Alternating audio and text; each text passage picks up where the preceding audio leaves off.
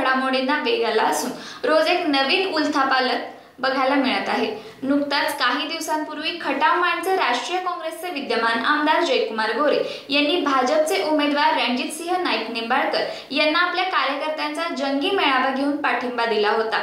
मात्र माण काँग्रेसचे तालुकाध्यक्ष के भोसले व खटावचे तालुकाध्यक्ष डॉ विवेक देशमुख यांनी संयुक्त पत्रकार परिषद घेऊन आघाडी धर्म म्हणून राष्ट्रवादी काँग्रेसच्या संजय मामा शिंदे यांचा प्रचार करणार असल्याचे जाहीर केल्याने चांगलीच खळबळ माजली आहे।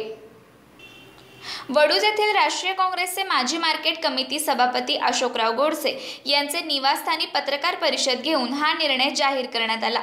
तर काही कर्त्यांनी जयकुमार गोरे यांना विधानसभा निवडणुकीत आम्ही तुमचं ऐकू, पण आता आम्ही राष्ट्रवादी काँग्रेसलाच मतदान करणार असल्याचे सांगितले।